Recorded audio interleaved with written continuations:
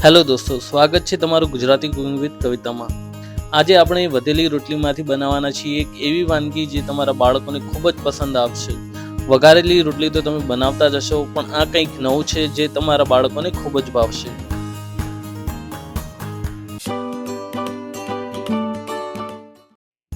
તો આ વાનગી બનાવવા માટે આપણને જોઈશે બેસન। બેસનમાં આપણે જીરું એડ કરીશું, લીલા મરચાં કાપેલા એડ કર્યા છે, એકદમ બારીક સમારેલી ડુંગળી આપણે લઈશું, લગભગ 25 થી 30 ગ્રામ જેટલી આપણે ડુંગળી એડ કરી છે। ત્યારબાદ આપણે વાટીને અજમો એડ કરીશું। અજમાને વાટવો ના હોય તો હથેળીમાં આ રીતે લઈને એકદમ મસળી કાઢવાનું છે, જેથી એનો સ્વાદ ખીલીને આવે। હવે આપણે સ્વાદ પ્રમાણે મીઠું એડ કરીશું અને પછી અડધો કપ જેટલું પાણી ધીરે ધીરે નાખીને એની ગાર બનાવી લઈશું। આપણે એકદમ મીડિયમ કન્સિસ્ટન્સી વાળી ગાર તૈયાર કરવાની છે, વધારે પતલી કે જાડી એવી નથી કરવાની। દોસ્તો, આ વાનગીમાં આપણે શાકભાજી પણ એડ કરવાના છીએ, એટલે કે તમારા બાળકોને ટેસ્ટી પણ લાગશે અને સાથે સાથે આ હેલ્ધી પણ રહેશે। દોસ્તો, તમે વધેલી રોટલીમાંથી કઈ રેસીપી બનાવો છો એ અમને કમેન્ટમાં શેર કરજો। તો આપણું બેટર લગભગ તૈયાર છે, થોડું હજી પતલું કરીશું અને તમે જોઈ શકો છો કે આ રીતની કન્સિસ્ટન્સી આપણે રાખવાની છે।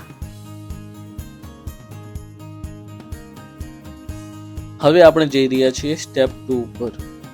આપણે અહીંયા પહેલાથી બાફેલા બટાકા લીધેલા છે અને એને માવો કરી દેવાનો છે આપણે। તો આ રીતે ગ્રેટર વડે એને ગ્રેટ કરી લઈશું। લગભગ 2 થી 3 જેટલા બટાકા આપણે લઈશું, એટલા ઇનફ છે। ઉનાળાના વેકેશનમાં બાળકોને કંઈ ને કંઈ નવું ખાવાનું જોઈતું જ હોય છે અને તમે આ રેસીપી એમને બનાવીને આપશો તો ચોક્કસથી એમને ખૂબ જ ભાવવાની છે આ રેસીપી। ઇવન જ્યારે સ્કૂલ ખુલે ત્યારે તમે બાળકોને લંચ બોક્સમાં પણ આ રેસીપી આપી શકો છો। તો હવે આપણે એડ કરીશું 1 કટોરી બાફેલા વટાણા। વટાણાને પણ પહેલાથી જ બાફી લીધેલા હતા। હવે આપણે એડ કરીશું બારીક સમારેલી ડુંગળી, લગભગ 3 થી 4 ચમચી જેટલી આપણે ડુંગળી એડ કરી છે। ધાણા નાખી દઈશું આપણે। હવે 1 ટીસ્પૂન આમચૂર પાવડર અને 1 ટીસ્પૂન કાળા મરીનો પાવડર એડ કરીશું। આ બંનેથી એકદમ ખૂબ જ સરસ સ્વાદ આવવાનો છે। પછી આપણે એડ કરીશું લીલા મરચાં। તમે તમારા તીખાશ મુજબ નાખી શકો છો, મરચાં ઓછા કે વધારે એડ કરી શકો છો। હવે આપણે નાખીશું મીઠું અને આ બધું મિક્સ કરી લઈશું। હવે આપણે એડ કરી દઈશું ચીલી ફ્લેક્સ અને ઓરેગાનો। આ બંનેથી ખૂબ જ સરસ ટેસ્ટ આવશે રેસીપીમાં। દોસ્તો, આ રેસીપી એક ફ્યુઝન છે। આમાં આપણે દેશી રોટલો એડ કરેલો છે, સાથે સાથે બટાકા વટાણા જેવી શાકભાજી પણ એડ કરેલી છે અને ચીલી ફ્લેક્સ ઓરેગાનોથી એકદમ વેસ્ટર્ન જેવો સ્વાદ આવશે। તો તમારા બાળકોને ખૂબ જ પસંદ આવશે। સરસ રીતે બધું મિક્સ કરી લઈશું એટલે આપણું મિક્સ પણ હવે તૈયાર છે। આગળ વધીએ એના પહેલા તમે જઈને આ વિડીયોને એક લાઈક તો કરી જ દેજો। આપણો સ્ટેપ 2 રેડી છે। હવે આપણે જઈશું સ્ટેપ 3 પર।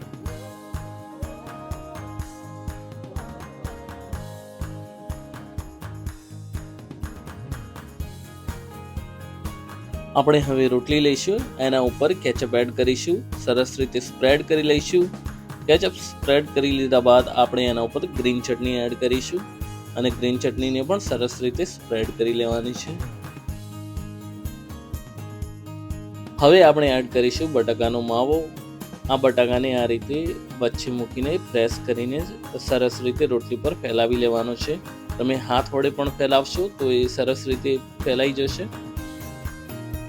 થોડી જ વારમાં આપણા બટાકાનો માવો રોટલી પર સરસ રીતે સ્પ્રેડ થઈ જશે।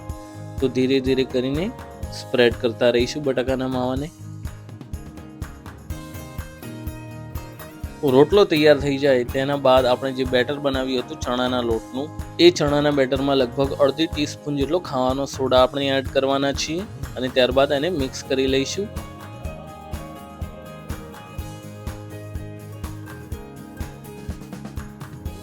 હવે આપણે પેનમાં થોડું તેલ નાખીને એને સરસ રીતે ગરમ થવા દઈશું। આપણે શેલો ફ્રાય કરવાના છીએ આપણી વાનગીને। તો હવે આપણે રોટલો એ જ રીતે એડ કરી દઈશું। એકદમ લો ફ્લેમ ઉપર આપણે રાખવાની છીએ આપણી રેસીપીને। હવે આપણે આપણું બેટર, ચણાનું જે બેટર હતું એ એડ કરી દઈશું। એકદમ પતલી લેયર આપણે એડ કરવાની છે અને સરસ રીતે કિનારી સુધી આપણે એડ કરી દઈશું। થોડું બહાર રહી જાય તો પણ વાંધો નથી। લગભગ 1 મિનિટ સુધી આપણે આને આ રીતે પકવીશું। ત્યારબાદ આપણે પલટી લઈશું આપણી વાનગીને। જોઈ શકો છો કેટલી સરસ દેખાઈ રહી છે આપણી વાનગી. અમારા બાળકો આ વાનગીને જોશે અને તરત જ ખાવા માંગશે. તો આ રેસીપી બનાવવાનું ચૂકશો નહીં. થોડી જ વારમાં આપણી રેસીપી ગોલ્ડન બ્રાઉન થઈ જશે. એને એકવાર પલટી દઈશું એટલે આ રીતે આપણો કલર સરસ દેખાવા માંડશે.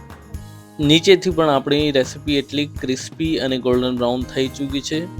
આપણે બેઝ થોડું કઠણ જ રાખીશું જેથી એને પકડવામાં ખાવામાં ખૂબ જ મજા આવશે. તો દેખાઈ રહી છે આપણી રેસીપી એકદમ તૈયાર છે. હવે એને કટ કરી લેવાની છે. વચ્ચેથી આપણે એના 4 પીસ કરી લઈશું મિની પિઝાની જેમ. તો આજની રેસીપી તૈયાર છે. તમને આજની રેસીપી કેવી લાગી કમેન્ટ્સમાં જણાવજો. આ વિડીયોને લાઇક કરી દેજો, શેર કરી દેજો, સબસ્ક્રાઈબ કરી દેજો અમારી ચેનલને. આપણે મળીશું નેક્સ્ટ રેસીપીમાં. ધન્યવાદ. Good bye.